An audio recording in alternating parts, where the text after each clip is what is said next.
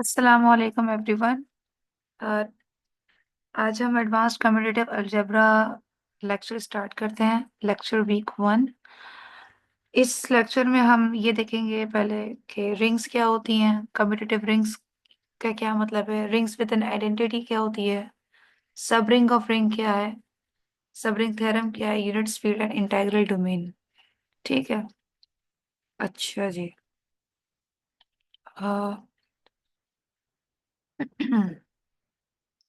So let's start with the definition of ring.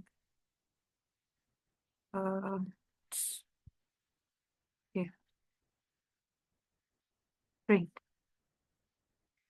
अच्छा ring जो है, we denote ring with this notation R. Ring आपके पास दो बाइनरी ऑपरेशन से इस पर डिफाइन है। ठीक है, आर के जिसमें आपके पास ये दो बाइनरी ऑपरेशन हैं, एडिशन एंड मल्टीप्लिकेशन। ठीक, जो कुछ एक्सियोम्स को सेटिस्फाई करते हैं। पहला एक्सियोम आपके पास ये कहता है कि ये जो आर है, ये जो सेट है नॉन एम्प्टी, ये अंडर दिस एडिशन यानी अंडर दिस एडिशन ये आपके पास अबेलियन ग्रुप बना है।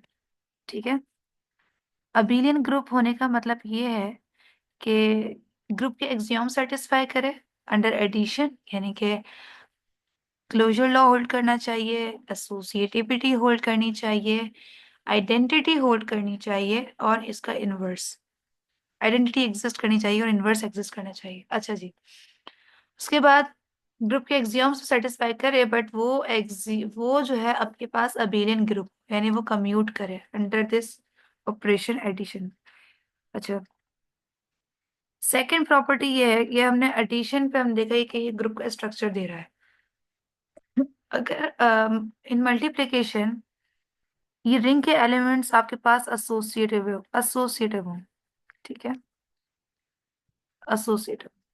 और लास्ट आपके पास ये है कि लेफ्ट और राइट डिस्ट्रीब्यूटिव लॉज भी होल्ड करने चाहिए कि A B plus C is equal to A B plus A सी।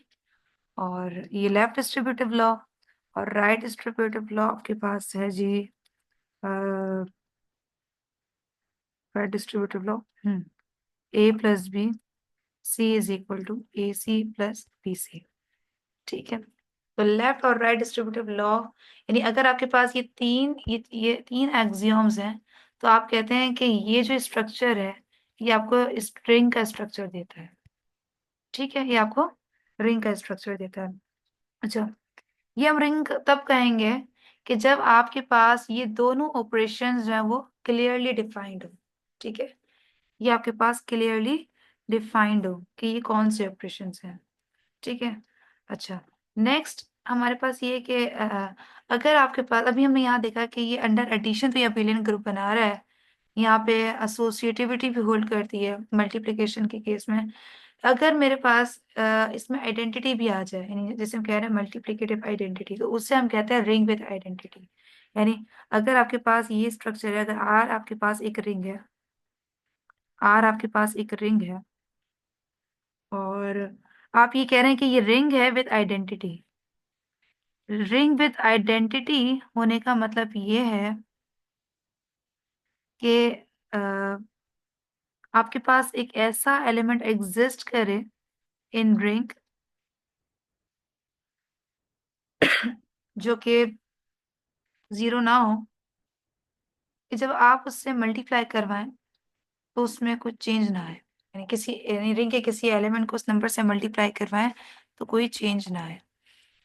तो इस केस में हम ये कहते हैं कि ये जो वन है, यानी ये जो कोई भी ये आर में से ऐसा नंबर एग्जिस्ट करता है जो मल्टीप्लिकेशन में आप कोई भी रिंग का एलिमेंट ले, उससे मल्टीप्लाई करने से, उस पर वो ऑपरेशन अप्लाई करने से कोई फर्क ना आए, तो उसे हम कहते हैं रिंग विद आइडेंटिटी। अगर तो हमारे पास आइडेंटिटी एग्जिस्ट करती है तो हम कहते हैं कि भाई अ, वो यूनिक है। ठीक, अच्छा नेक्स्ट।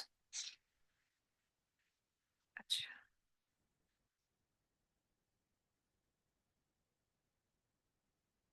उसके बाद हमारे पास आती है कम्यूटेटिव रिंग।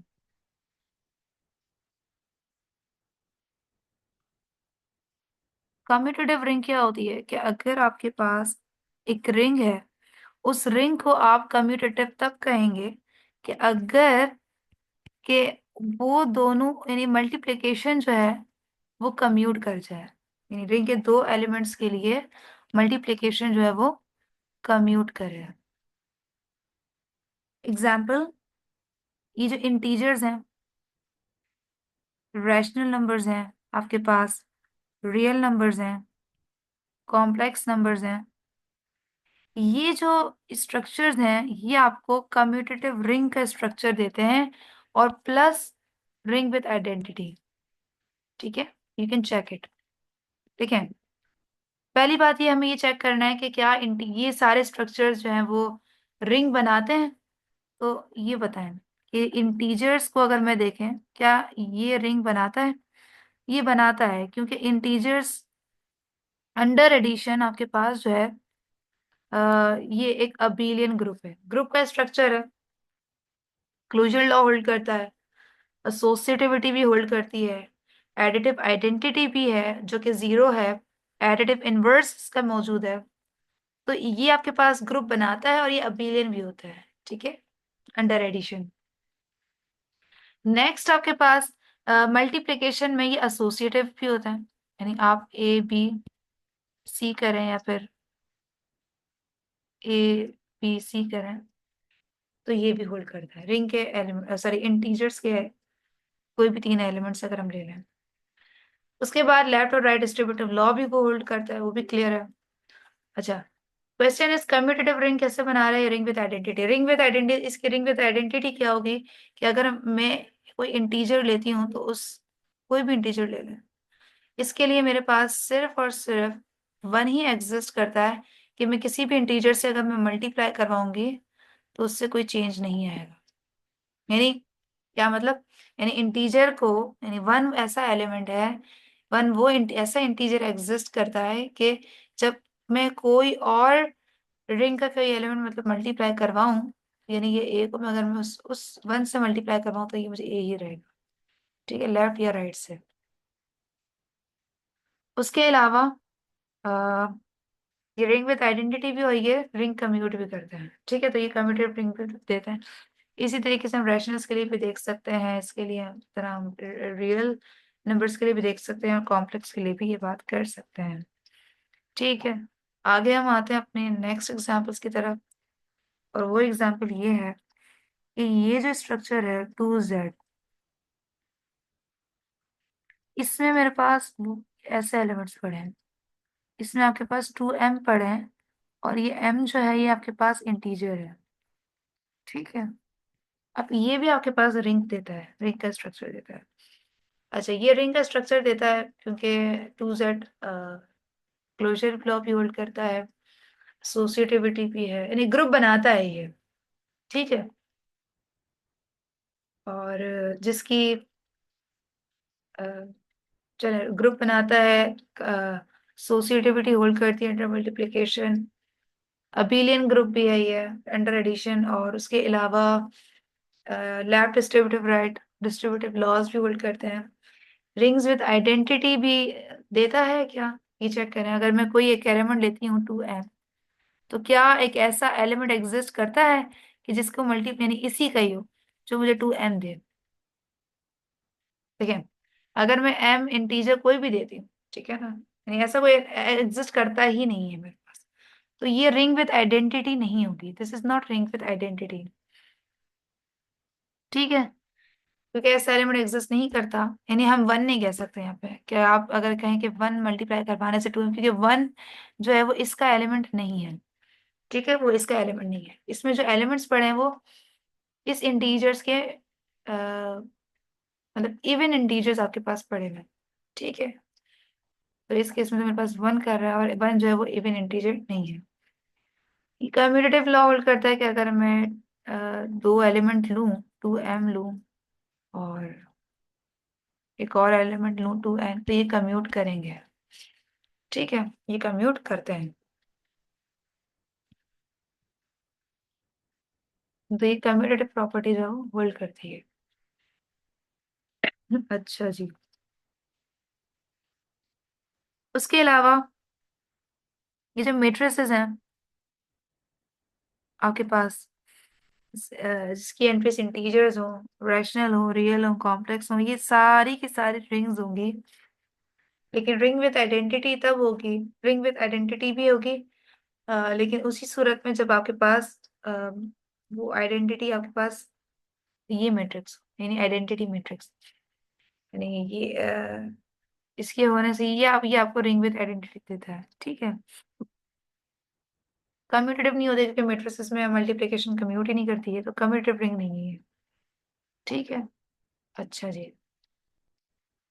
उसके हम आते हैं जेड एन के स्ट्रक्चर पे। जेड एन पे मैं ये दो ऑपरेशन डिफाइन कर रही हूँ। ये आपके पास जो है कम्यूटेटिव रिंग है विथ आइडेंटिटी वन। ठीक है, यानी जिसकी आइडेंटिटी क्या है, वन है। अब देख लें जेड एन में कौन से एलिमेंट्स होते हैं। इसमें आपके पास इक्विवेलेंस क्लासेस होती हैं, 0, 1, और ये कहाँ तक जाते हैं, ये n-1 तक जाते हैं। ठीक है, ये आपके पास इक्विवेलेंस क्लासेस होती है। तो ये कम्यूटेटिव रिंग है, ये देख लें, चेक कर सकते हैं इसको। इसकी आइडेंटिटी, ये इक्विवेलेंस वन की equivalence class ring with identity है, कम्यूटेटिव रिंग भी है। अच्छा, इसमें एडिशन और यानी ये दो ऑपरेशंस कैसे डिफाइन होते हैं इक्विवेलेंस क्लासेस में। यानी इसमें होता है कि अगर आप ये दो इक्विवेलेंस क्लासेस को ऐड कर रहे हैं, तो इसका मतलब यही है कि आप ए प्लस बी की इक्विवेलेंस क्लास ले लें। ठीक है, इसी तरीके से अगर आप ए, सॉरी, आई थिंक ये स्ट्रक्चर है, यस, ए और इनके इस पर ये ऑपरेशन अप्लाई कर रहे हैं, तो आप a b, a equivalence class. ठीक है, तो for all a b from said n. ठीक, अच्छा जी। अब हमें ये शो करना है कि ये जो हमने ऑपरेशंस डिफाइन किए हैं, क्या ये वेल डिफाइंड भी है या नहीं। तो ग्रुप थ्योरी के रिजल्ट से हमें ये पता है कि ये जो ऑपरेशन है ये वेल डिफाइंड है। ठीक है, वेल डिफाइंड शो करने के लिए क्या करते हैं, यानी ये आपके पास एक फंक्शन है। ठीक है, यानी इसको हम ऐसे डिफाइन कर सकते हैं कि ये जेड एन के दो इनपुट्स ईट करता है and it gives you output in again Z n. So this operation is a function, and we define this operation in this manner. Okay, sorry. अच्छा, इसमें आपके पास ऑर्डर पेयर्स पड़े हैं ए बी, और ये क्या करते हैं, क्या करते हैं,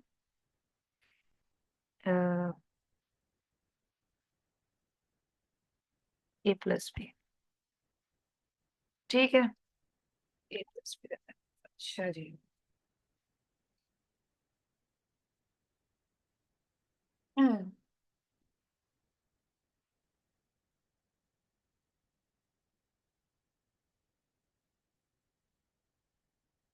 इसको वेल डिफाइन करने के लिए, शो करने के लिए हम क्या करेंगे जी, कि भाई आप क्या करेंगे, दो इनपुट्स सेम लेंगे और उसके लिए आप जस्ट ये शो कर देंगे कि उनके आउटपुट्स बराबर है। यानी आप क्या करेंगे कि इनपुट आपके पास ये है, तो आप कहेंगे कि जी कि ये इक्वल है सी और इनपुट के, सी कॉमा डी के। ठीक है, अच्छा, अगर तो ये आपके पास इक्वल है तो इसका मतलब ये है कि ए की इक्विवेलेंस क्लास और सी की इक्विवेलेंस क्लास बराबर है, और बी और डी की भी जो है इक्विवेलेंस क्लासेस बराबर है। अगर तो इन दोनों की इक्विवेलेंस क्लासेस डिवाइड बराबर हैं, और ये जेड एन पे डिफाइन है ना, यानी ये, ठीक, तो हम ये कह सकते हैं कि ये एन जो है वो डिवाइड करता है ए माइनस सी, सी को डिवाइड कर रहा है। ठीक है, और यहाँ से हम ये वाली बात कह सकते हैं कि ये एन जो है वो डिवाइड कर रहा है बी माइनस डी को। अगर एन जो है वो, हमें शो ये करना है ए प्लस बी इक्वल होना चाहिए सी प्लस डी के। ठीक है, यानी उसकी इक्विवेलेंस क्लासेस की हम बात कर रहे हैं। अगर एन डिवाइड कर रहा है ए माइनस सी को, तो इसका मतलब ये है कि ए माइनस सी को हम लिख सकते हैं, we can write in terms of np where p is integer। ठीक, ये कंडीशंस हैं। और n अगर b माइनस डी को डिवाइड करा तो b माइनस डी को हम लिख सकते हैं n q where q is an integer. ठीक है, ये मैं लिख नहीं रही हूँ, रफ लिए है। हमें क्या शो करना है, हमें ये शो करना है, हमारा टास्क एक्चुअल में है क्या, हमारा टास्क ये है कि a प्लस बी इक्वल होना चाहिए c प्लस डी के। राइट, ये हमारा टास्क है। और इसको शो करने के लिए हमारा थोड़ा सा स्केच बना लेते हैं। हमें ये शो करना पड़ेगा कि n डिवाइड कर रहा है c plus d, okay, c plus d minus a plus b. और इसको शो करने के लिए हमें क्या करना पड़ेगा कि a प्लस बी, ओके, अच्छा, सॉरी, एंड डिवाइड कर रहा है इसको, तो इसका मतलब हमें ये शो करना पड़ेगा c plus d plus minus a plus b. यानी ये थोड़ा स्ट्रक्चर में शो करना पड़ेगा इसको। तो हम करेंगे क्या, हम करेंगे ये, पता है, अच्छा, a minus c plus b minus D.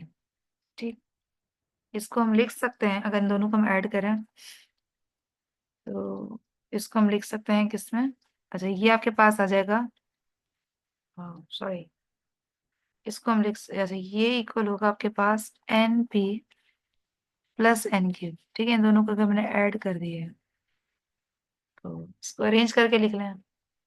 A plus b को, ए प्लस बी की equivalence class c plus d की इक्वल होनी चाहिए, तो आप इसको लिख लें जी, ए प्लस बी माइनस, इसको हम लिख सकते हैं सी प्लस डी।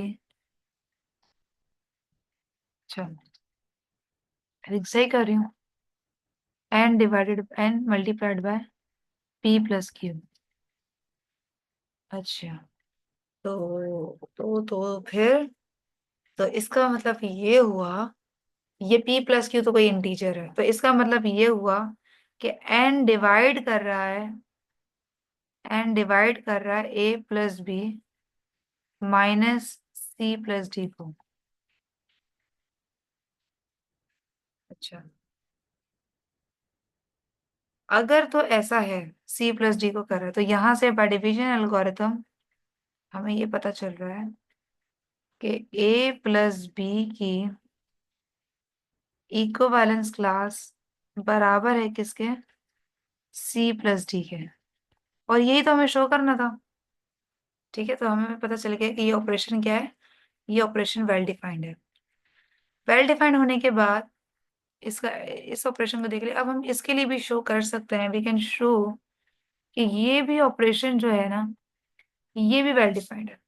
इसको कैसे डिफाइन करेंगे, हम इसको ऐसे डिफाइन करें कि ये जेड एन यहाँ से एलिमेंट ले रहा है, ईट कर रहा है, और आउटपुट इन जेड है। और ये भी हम वैसे डिफाइन कर रहे हैं, नहीं बिल्कुल वही सेम आइडिया है, वही हमें फॉलो कर रहे हैं। तो हम अभी ये ऐसे डिफाइन होगा, तो ए बी। ठीक है, अच्छा, अच्छा जी, तो